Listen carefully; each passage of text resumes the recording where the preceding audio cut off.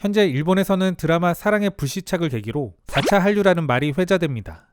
이는 물론 우리가 만든 말은 아니고 그들이 붙인 용어입니다. 일본 한류의 가장 큰 특징 하나를 꼽아보자면 시간이 지나면서 그 폭이 넓어지고 있다는 점을 들 수 있습니다. 그 단적인 예로 사랑의 불시착 시청층은 남녀노소를 가리지 않습니다. 특히 남성층의 유입이 눈에 띄는데요. 하나의 신드롬을 이끌어냈던 겨울연가 때보다도 그 파괴력이 커진 겁니다. 그리고 그 무엇보다 고무적인 흐름은 매스미디어의 영향력이 없어졌다는 것. 오히려 매스미디어는 뒤따라 딸려 나오는 느낌이 강합니다.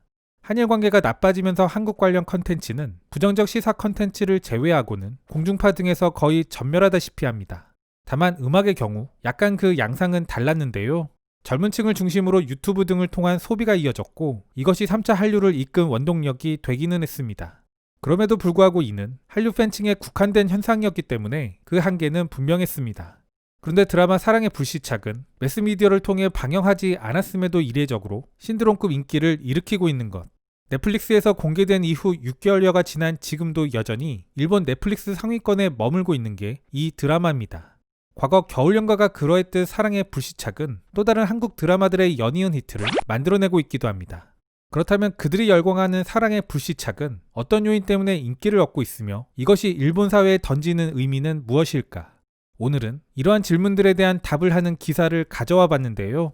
아사히 신문에 게재된 기고문으로 기고자는 일본의 철학자 우치다 이츠키 씨입니다. 그 제목은 사랑의 불시착이 그린 이해할 수 없는 타인에 대한 매력.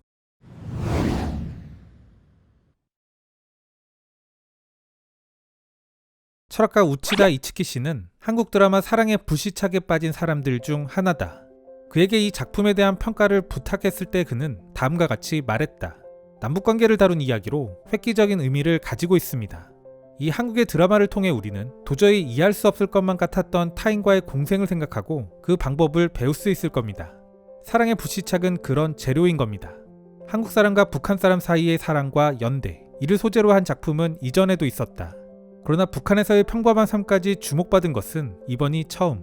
드라마를 통해 우리는 한국의 남북 통일에 대한 기대감이 있다는 것도 확인할 수 있다. 여기서 조금 더 생각해보면 이러한 기대감에는 한국인들의 자신감이 내재되어 있다는 것도 깨닫게 된다. 이 드라마에서 특히 주목해야 할 부분은 드라마를 이끌어 나가는 방법이다. 원한이나 폭력 등의 비극적인 요소가 억제되고 무심코 웃을 수 있으며 마음을 따뜻하게 하는 장면들이 매우 많았다. 이러한 것들이 바로 일본 사회를 술렁이게 만든 히트의 주요 요인이기도 하다. 그리고 그 코믹함의 소재도 풍자가 아니라 매우 러블리한 것들이다. 이 드라마는 시청자에게 사랑스러움과 귀여움을 느끼게 해준다. 그러나 초기 회차만 하더라도 이 드라마는 일본인들이 가진 고정관념이 재생산될 것처럼 보였다. 하지만 점점 회차가 거듭될수록 행동의 틈새에서 사랑스러움이 스며나오기 시작한다. 이 사랑스러움은 각 인물들의 개성에서 나온다. 주인공의 부하 4인조는 북한 군인이라는 고정관념에서 벗어나 점차 그 진짜 얼굴을 보여주기 시작한다. 각 캐릭터들의 인간성이 엿보이기 시작하는 것이다. 그러면서 처음에는 두려움과 혐오감밖에 느낄 수 없었던 시청자들이 의외로 좋은 곳이구나, 귀여운 녀석이구나 라는 감정이 들도록 만드는 것이다. 결국 이 한국의 웰메이드 드라마는 일본인들에게 씌워져 있던 고정관념을 벗겨내고 북한을 재발견하게 만들었다. 사람들은 그러한 과정을 겪으며 신선함을 느끼게 된다. 이 드라마에는 38선으로 상징되는 분단된 한국의 현실도 깃들어 있다. 심정적으로나 정치적으로 거리가 있는 분명한 현실. 그래서 이 드라마가 처음부터 그들은 좋은 사람들이다 라는 식으로 그렸다면 지금과 같은 인기는 얻지 못했을지 모른다. 전형적인 이미지에서 시작해 시간이 지남에 따라 이를 밀어내는 드라마의 방법론이 공감을 얻은 것이다. 이를 뒤집어 말하면 남북통일의 이슈가 전혀 판타지가 아니라는 것도 드러내는지 모른다. 드라마를 보면서 사람들은 시간이 지나게 되면 혹시 라는 기대감을 갖게 된다. 일본인들이 남북 통일에 대해 긍정적 기대감과 바람을 갖게 되는 것이다. 드라마 속에서도 통일되면이라는 말이 여러 번 나온다. 저는 이 드라마를 정주행하면서 소재가 신선한 측면은 있었지만 그럼에도 불구하고 조금은 뻔한 스토리 라인이라는 생각을 했었습니다.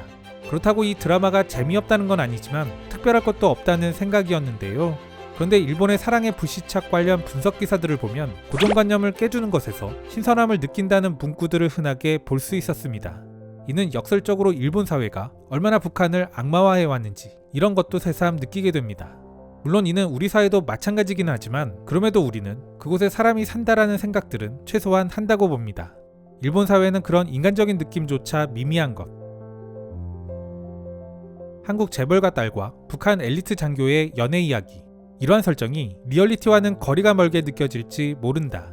다만 이러한 구도는 사실 윤사만 열풍을 일으킨 겨울연가와 비슷한 면이 있다.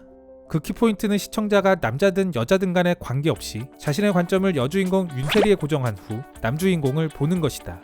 윤세리는 충분히 감정이입이 가능한 인물이다. 재벌딸로 성공한 기업가라는 직함을 가졌지만 인간미가 풍부한 인물. 가족과의 갈등이 있고 공식적인 무대에서는 강인한 모습을 보이지만 외로움을 안고 사는 등 시청자들이 공감할 수 있는 구멍들이 많다. 한편 리정혁은 무엇을 생각하고 있는지 모르는 인물. 이것은 어찌 보면 일본의 소녀 만화 같은 캐릭터 설정이라는 생각도 든다. 글풍선의 대사만으로 이야기가 전개되는 소년 만화에 비해 소녀 만화는 주인공 내면의 심리적 작용으로 이야기가 이어진다. 마음에서 생각하는 것과 반대의 것을 말하기도 하고 자신도 모르게 행동의 감정이 스며나온다. 시청자들은 그 모순되는 행동과 남주인공의 반응에 설레는 것이다. 이 드라마는 자신과 완전히 다른 세계에서 살지만 분명히 존재하는 살아있는 타자와 공존하는 방법을 생각하게 만든다. 일본이 외교적으로 걸어온 길을 보면 남북평화나 통일의 방해꾼이라 봐도 큰 무리는 없을 겁니다. 물론 드라마 하나가 그들 정치의 관점들을 바꿔주지는 못할 겁니다. 다만 북한도 사람이 사는 곳이고 공존하는 평화를 생각하게 한 것은 이 드라마가 일본 대중에게 심어준 가장 중요한 긍정적 효과가 아닐까 싶습니다.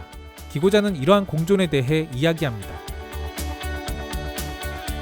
마지막으로 이 드라마는 꼭 상대에 대해 공감하는 것만이 공생의 조건이 아니라는 것을 깨닫게 해준다.